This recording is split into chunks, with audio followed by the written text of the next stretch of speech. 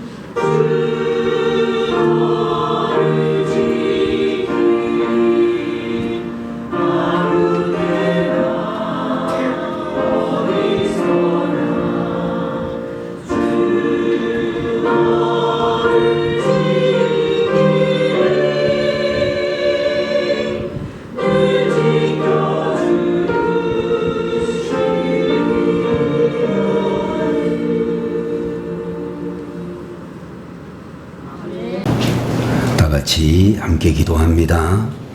할렐루야. 찬양과 영광을 받으시기에 합당하신 우리 주님 앞에 이 시간에도 주님의 귀한 자녀들로 하여금 거룩한 직분을 감당하게 하시고 주의 이름을 높이고 찬양 드릴 수 있도록 하시니 감사합니다. 저희들이 찬양을 올려드릴 때마다 믿음으로 드리는 찬양이 되게 하시고 성령의 감동과 감화를 힘입은 찬양이 되게 하셔서 주께서 이 찬양을 기쁘게 받으시고 흠향하여 주시기를 간절히 소망합니다. 평생을 살면서 늘 주님을 찬양하는 저희들이 될 수 있도록 이 직분을 결단코 놓지 아니하도록 하나님이 함께하여 주옵소서. 부족한 종의 입술에 파수꾼을 세우시기 원하오며 말씀을 증가하는 시간마다 성령께서 강력하게 역사하셔서 우리 심령의 문을 두드리시며 은혜 받는 영혼들이 되도록 함께하여 주옵소서. 이 시간에도 예배의 시종을 주님 홀로 맡아 주장하시기를 바라옵고 예수님의 이름으로 간절히 기도 올리옵나이다. 아멘.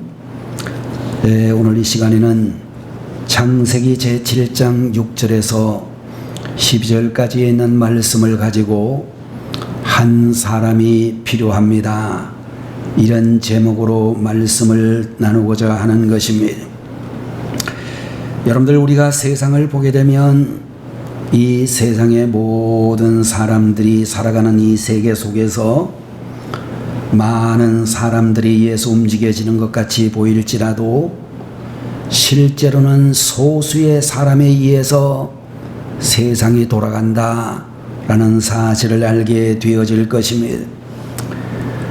지금으로부터 오래전 옛날이 되겠습니다마는 러시아에서 태어난 스탈린이라고 하는 한 사람 때문에 공산주의자들이 구소련 소비에트 사회주의 연방공화국이라고 하는 소련을 지배하게 되고 전 인류의 3분의 1 이상이 공산주의 세계가 되는 그런 일들이 있었으며 40-50년 동안 복음의 문이나 전도의 문이 완전히 닫혀져 버리는 그런 얼음 냉동 사회가 되어져 버렸습니다. 독일에서 나타난 히틀러라고 하는 한 사람 때문에 600만 명이나 되는 죄 없는 유대인들이 죽임을 당했고 2차 세계대전을 통하여 전 세계의 수많은 사람들이 공포에 떨게 되었습니다. 반대로 여러분들이 잘 알고 있는 로마 제국에서 나타난 콘스탄티누스라고 하는 황제 한 사람이 저후 313년 밀라노 칙령이라고 하는 명령서를 발부함으로 기독교를 공인했기 때문에 로마 제국이 복음화 되어지고 복음이 전 세계로 전파되어지는 기초가 세워지게 되었다라고 이야기하고 있습니다. 신약 성경 사도행전에 나타나고 있는 사도 바울이라고 하는 지도자 한 사람 때문에 로마 제국의 복음이 증거되고 유럽 전체가 복음화되어지는 기틀이 될 수가 있었습니다. 오늘 여러분과 제가 만나고 있는 창세기 6장 7장에 나오는 이 말씀을 보게 되면 노아라고 하는 한 사람을 통하여 한 사람의 영향력이 얼마나 소중한 것인지를 우리들에게 잘 가르쳐 주시고 있습니다. 창세기 제6장 5절에서 7절까지 있는 말씀을 보게 되면 노아 시대의 이 세상의 모든 상황을 잘 볼 수가 있는데 여호와께서 사람의 죄악이 세상에 가득함과 그의 마음으로 생각하는 모든 계획이 항상 악할 뿐임을 보시고 땅 위에 사람 지으셨음을 한탄하사 마음에 근심하시고 이르시되 내가 창조한 사람을 내가 지면에서 쓸어버리되 사람으로부터 가축과 기는 것과 공중의 새까지 그리하리니 이는 내가 그것들을 지었음을 한탄함이니라 라고는 그런 말씀이 기록이 되어져 있습니다. 여러분들 6장에 나오는 이 말씀을 보게 되면 노아 시대상을 특징적으로 몇 가지로 말하고 있는데 첫 번째로는 온 세상이 죄악으로 가득 찼다 라고는 그런 말씀이 기록이 되어져 있고 두 번째로는 사람들의 생각과 계획이 항상 악했다 라고는 그런 말씀이 기록이 되어져 있습니다. 그래서 한 가지 계획을 세우셨는데 그것은 사람뿐만 아니라 모든 동물들까지 물로 심판하시겠다라는 하나님의 계획이 수립되어졌음을 말하고 있습니다.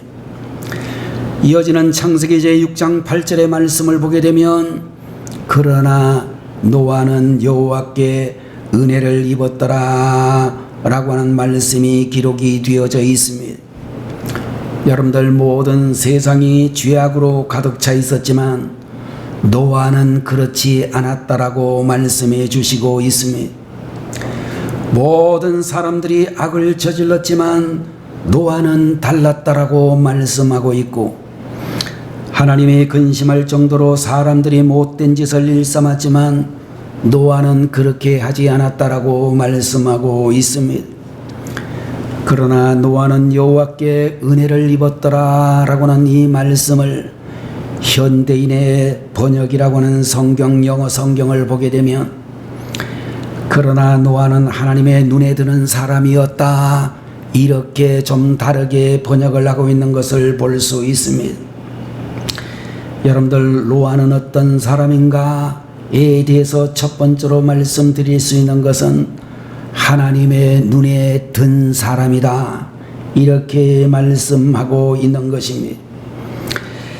여러분들, 하나님의 눈에 쏙 들었을 만큼 은혜를 받은 사람 노아에게 하나님께서는 온 세상을 홍수로 멸망시키기 전에 방주를 만들게 하셨다라고 말씀했습니다. 하나님으로부터 명령을 받은 노아는 하나님께서 자기에게 명령하신 대로 순종하여 방주를 만들었다라고 그렇게 기록이 되어져 있습니다. 히브리서 11장 7절의 말씀을 보게 되면 믿음으로 노아는 아직 보이지 않는 일에 경고하심을 받아 경외함으로 방주를 준비하여 그 집을 구원하였으니 이로 말미암아 세상을 정죄하고 믿음을 따르는 의의 상속자가 되었느니라, 이렇게 말씀을 해 주셨습니다. 여러분들, 여기에서 노아가 어떻게 방주를 만드는가에 대하여 믿음으로 만들었다라고 그렇게 말씀을 해 주시고 있습니다.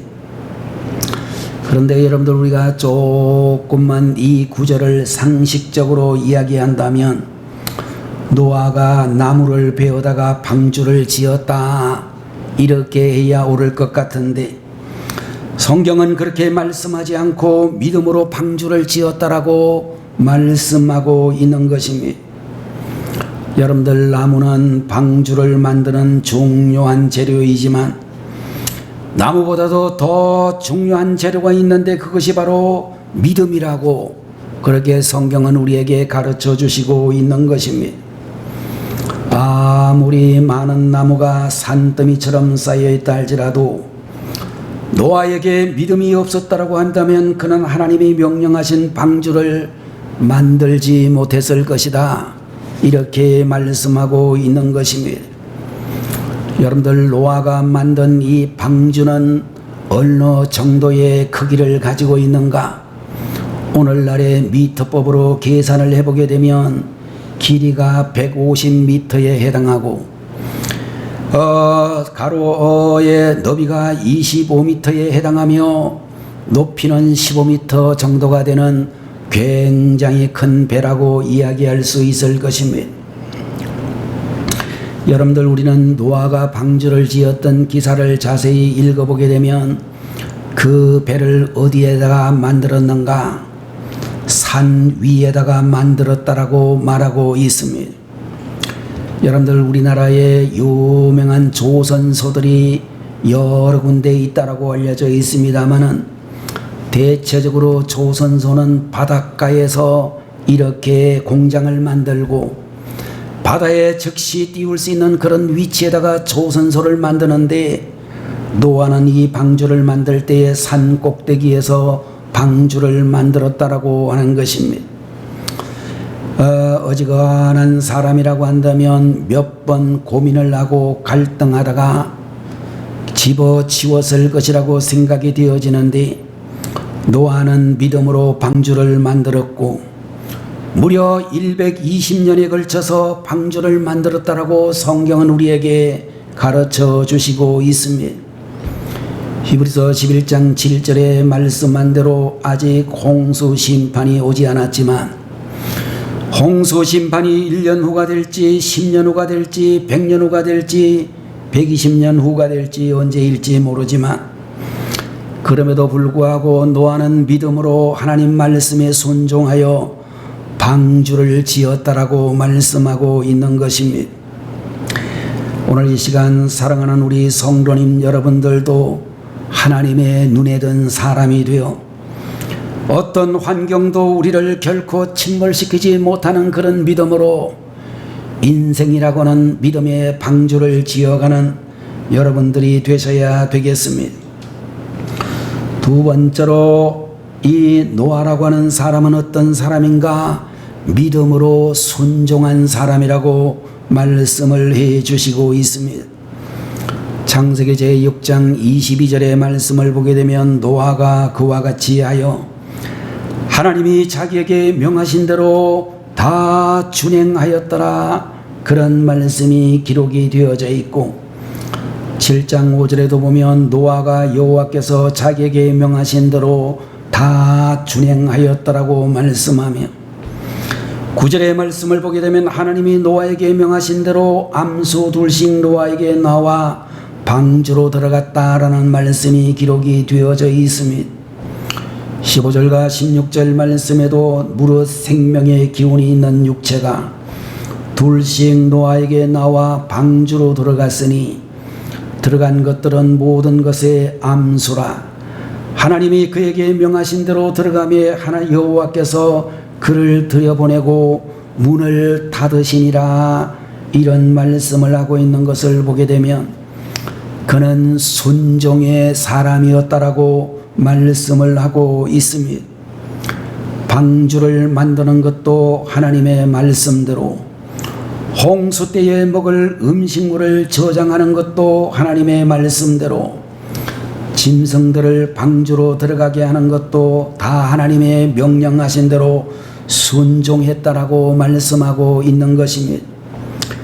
여러분들, 이 시대에 참으로 혼란한 이 시대에 하나님이 교회를 통하여 찾으시는 사람은 바로 믿음으로 순종하는 사람을 찾으신다라고 하는 그런 말씀이 기록이 되어져 있습니다. 레일라 버그라고 하는 사람이 쓴 18가지 철학적 우화라는 책을 보게 되면 항상 다투는 여인이라고 하는 스칸디나비아의 설화가 등장하고 있는 것을 볼 수 있습니다. 어느 가정의 남편은 성품이 유순하고 원만했는데 그의 아내는 언제나 다투기만 하고 언제나 거스르기만 하는 그런 아주 성질 고약한 부인이 함께 부부로 살고 있었습니다. 다른 집에서 창문을 열면 이 집은 닫고 다른 집에서 전부 창문을 닫으면 열었던 그런 가정이었습니다. 언제나 다른 사람들과는 반대로만 하는 성향을 가지고 있는 부인이 유순한 성품을 가지고 있는 남편과 함께 살고 있었습니다. 닭을 보고도 오리라고 우기는 여자였는데 하루는 남편과 아내가 옥수수밭을 돌아보려고 다리를 건너다가 남편이 말하기를 옥수수가 다 익어가는구먼, 화요일이면 다 익겠어 라고 이야기를 했습니다.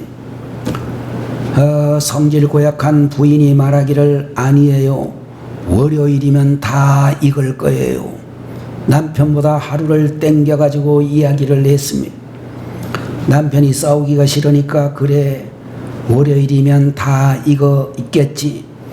그러면 우리 월요일에 존과 에릭의 도움을 받아 추수를 합시다. 그렇게 얘기를 했더니 이 부인이 말하기를 아니에요, 제임스와 로버트를 불러야 돼요. 그렇게 이야기를 했습니다. 남편이 말합니다. 그럽시다. 제임스와 로버트의 도움을 받읍시다. 그러면 월요일날 아침 7시에 일을 시작합시다. 그랬더니 또 이 부인이 말하기를 아니에요, 6시에 시작을 해야 돼요. 그렇게 또 시간을 땡겼습니다. 남편은 또 성질이 좋은 사람이라 6시에 합시다 할 거요. 그랬더니 부인이 또 말하기를 아니에요. 비가 쏟아지고 날씨가 나쁠 거예요. 또 그렇게 이야기를 했습니다. 그 말에 이 성격이 무던하고 좋았던 이 남편도 화가 나가지고 말하기를 비가 오든지 안 오든지 제임스든 존이든 상관없이 월요일날 아침 6시에 큰 낫으로 옥수수를 추수합시다. 그렇게 이야기를 했습니다. 부인이 또 말하기를 아니에요. 낫으로 하지 말고 가위로 해요.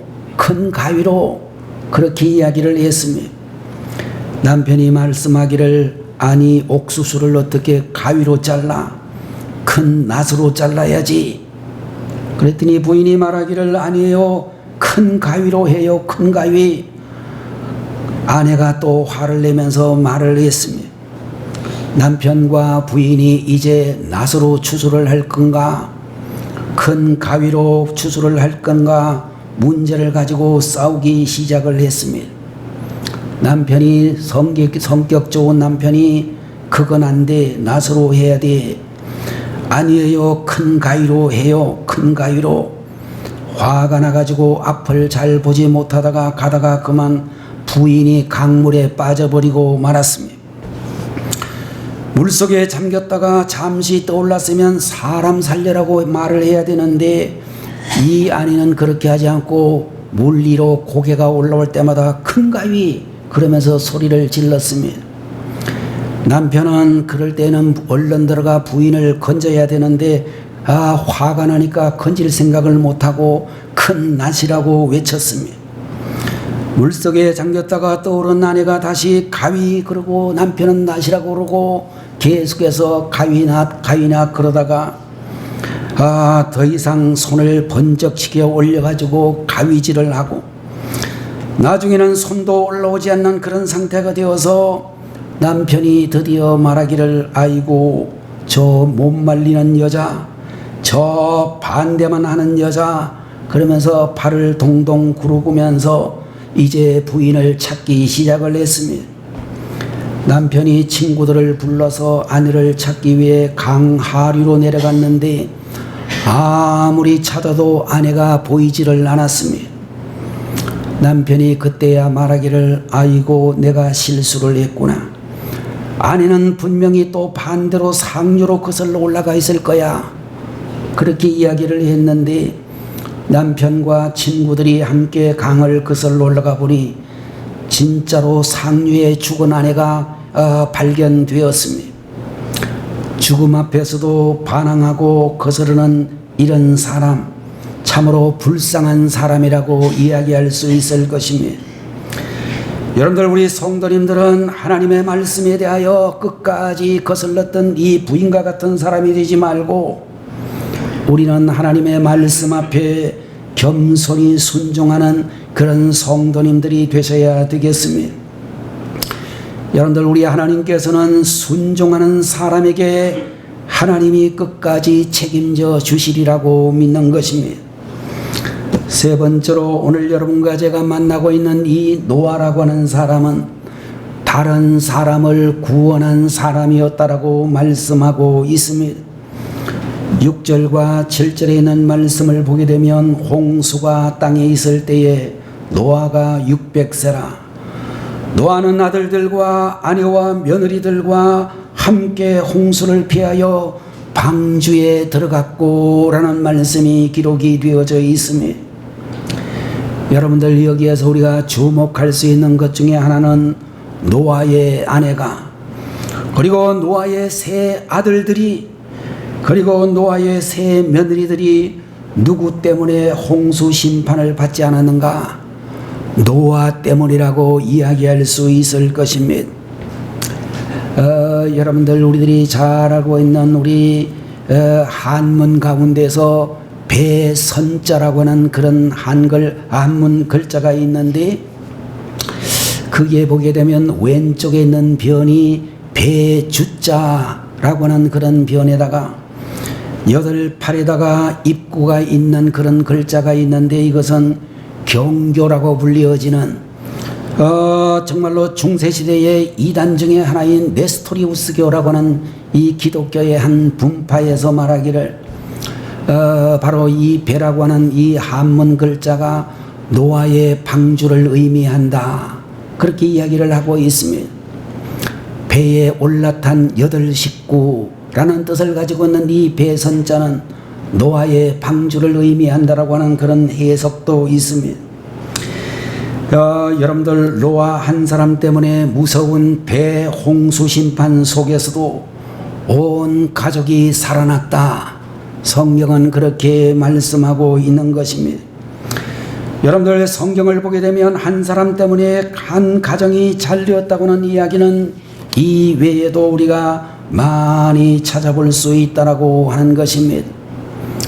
사무엘서 제1장 이하의 말씀을 보게 되면 우리는 한나라고 하는 여인을 발견하게 되어지는데, 이 한나는 정말로 주야로 성전에서 기도하는 그런 분이었다라고 말하고 있습니다. 얼마나 열심히 기도를 했던지 남들이 볼 때는 마치 술에 취한 것처럼 성령에 충만하여 기도했던 사람이었습니다. 결국 하나님께서는 그의 기도를 들으시고 그 가정에 한 아들을 주셨는데, 그 아들의 이름이 바로 사무엘 선지자라고 성경은 말씀하고 있는 것입니다. 위대한 선지자 사무엘은 바로 어머니 한나의 기도 응답으로 세상에 태어난 존재라고 성경은 우리에게 가르쳐 주시고 있습니다.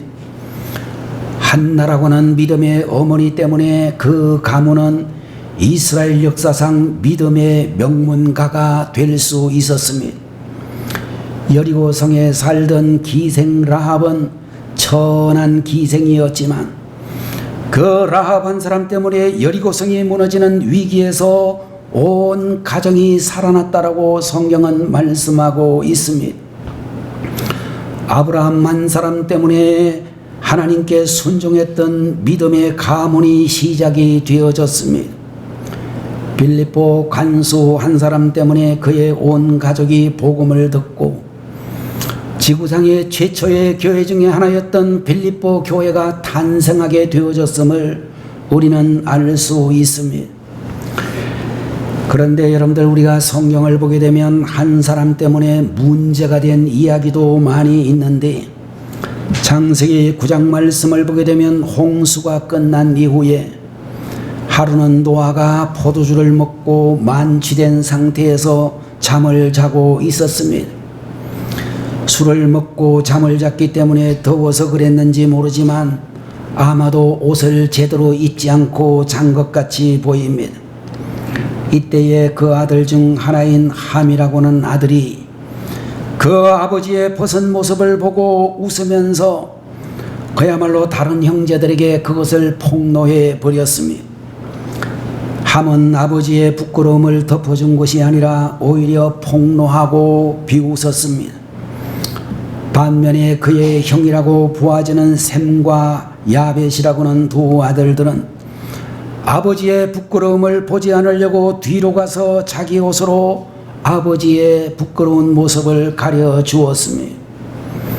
나중에 술이 깬 아버지가 이것을 알고 대노하면서 가나안은 저주를 받아 그 형제의 종들의 종이 되기를 원하노라 하고 함의 아들 가나안을 저주했습니다. 결국 함의 후손들은 저주를 받아 세계에서 가장 못사는 그런 민족이 되고 말았고 식민지의 백성이 되고 말았다라고 그렇게 알려져 있습니다. 아담 한 사람 때문에 죄와 사망이 세상에 들어왔고, 아간 한 사람 때문에 여호수아의 군대 3,000명이 작은 아이성 군사들에게 패전을 하게 되었습니다. 요나 한 사람 때문에 다시스로 가는 배가 폭풍을 만나 어려움에 처하게 되어졌습니다. 1941년 12월 7일 새벽 전 세계를 깜짝 놀라게 하는 사건이 발생했습니다. 353대의 일본의 비행기가 태평양에 있는 하와이의 진주만이라는 요새를 기습 공격하게 되었습니다. 2시간도 되지 못하는 순간에 진주만의 기지가 쑥대밭이 되었고 무려 2,400명의 미군들이 생명을 잃고 말았습니다. 미국의 진주만 기지가 일본군의 기습 공격에 맥없이 무너진 이유를 우리들에게 알려주는 기록에 의하면 그날은 주일날이 되어서 미군들은 거의 전부 외출을 하고 참으로 당직하는 그런 군인들만 있었습니다. 그날 아침 7시경 일본의 항공기들이 하와이에서 137마일 밖에까지 왔을 때 미군의 레이더 전초기지에서 근무하는 2병의 사병들이 레이더에 나타난 작은 점들을 발견하고 당직 장교에게 보고를 했습니다.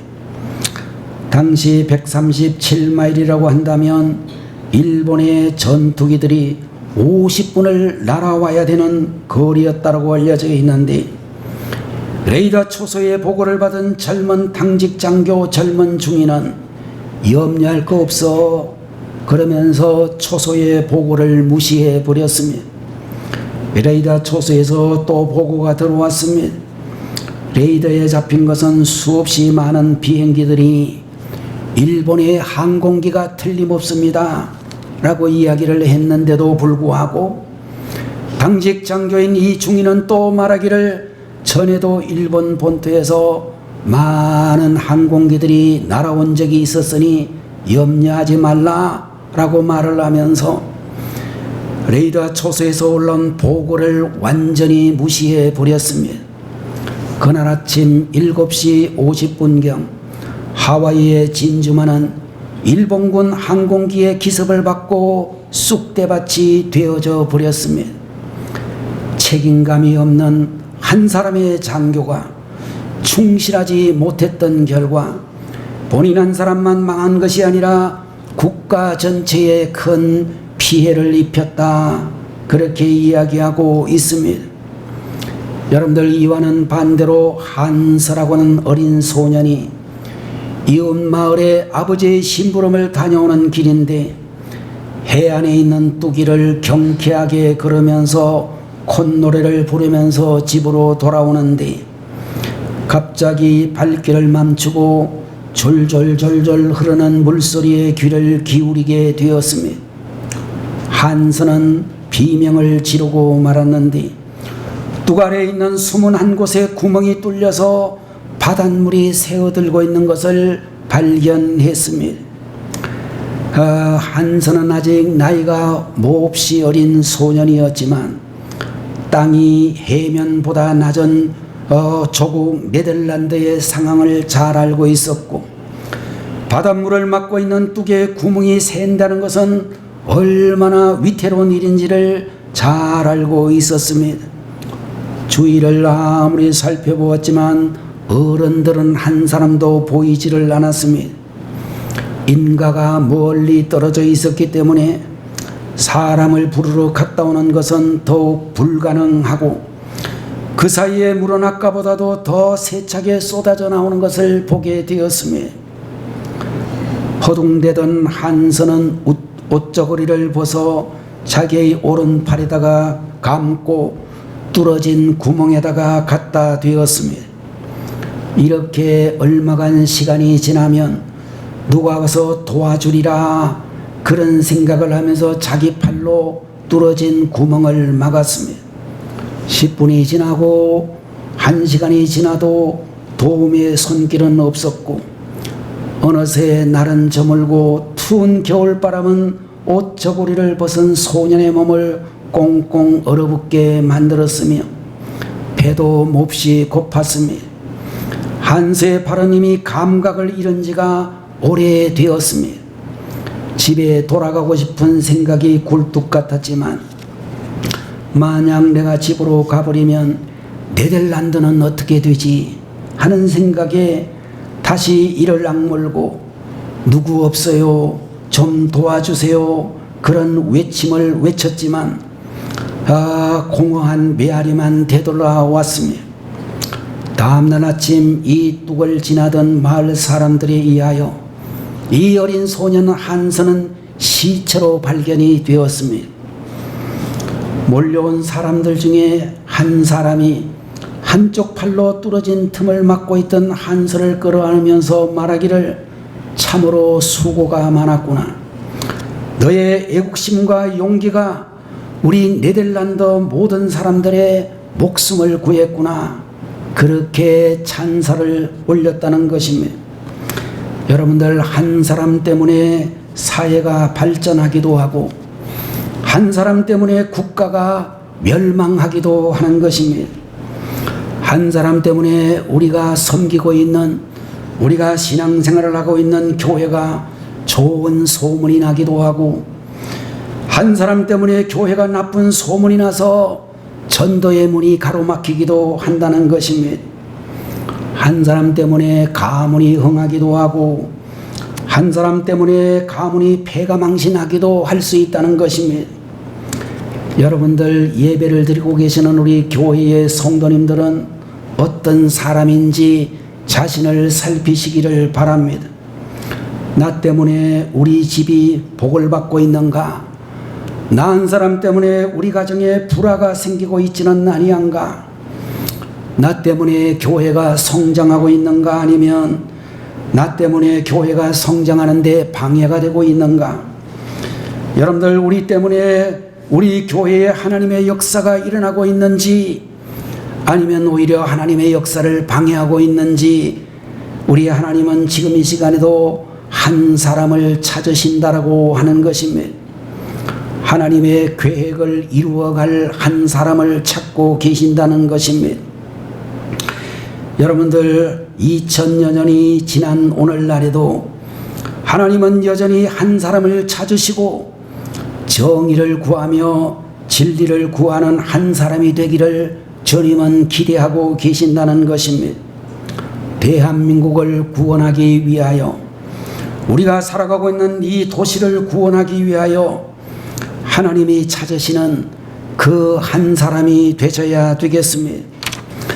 우리 가정이나 우리 교회에, 우리가 살고 있는 이 지역에, 우리 도시에, 우리나라에 한 사람이 필요한 시점이라고 생각되어집니다. 오늘 이 자리에 계시는 여러분과 제가 하나님께서 찾으시는 그 한 사람이 되시기를 주님의 이름으로 축원합니다. 기도하겠습니다. 거룩하신 우리 아버지 하나님, 노아를 통하여 우리에게 한 사람이 필요합니다 라고는 귀한 말씀을 주셨으니 감사합니다. 하나님이 찾으셨던 사람 노아는 하나님의 눈에 든 사람이요, 믿음으로 순종한 사람이요, 다른 사람을 구원한 사람이라고 가르쳐 주셨습니다. 오늘 시간 주님 앞에 예배를 드리는 우리 성도들이 노아같이 하나님의 마음에 든 사람, 믿음으로 하나님 말씀에 순종하는 사람, 우리의 가족과 이웃과 모든 사람들을 구원하는 구원의 복음 전도자가 될 수 있도록 은혜를 주시옵소서. 우리 아버지 하나님이 찾으시는 그 한 사람이 되기를 다시 한번 결심하고 다짐하는 우리 교회의 성도들이 다 되게 하여 주옵소서. 예수님의 이름으로 간절히 기도 올리옵나이다. 아멘. 아멘. 다 같이 기도하겠습니다. 지금은 교회의 머리가 되시며 길이요 진리요 생명이 되시는 우리 주 예수 그리스도의 무한하신 은혜와 오늘도 저희들을 위하여 독생자까지 아끼지 아니하신 하나님 아버지의 만극하신 그 사랑하심과 성령님의 감동 감화하시고 위로 인도 내주 충만 역사 교통하심이 주님이 찾으시는 그 한 사람이 되기를 간절히 소망하는 주의 종들 머리 위에, 저들의 가정과 온 식구들 머리 위에 대한민국의 모든 하나님의 백성들 머리 위에 지금으로부터 영원토록 함께 계시기를 간절히 축원하옵나이다. 아멘.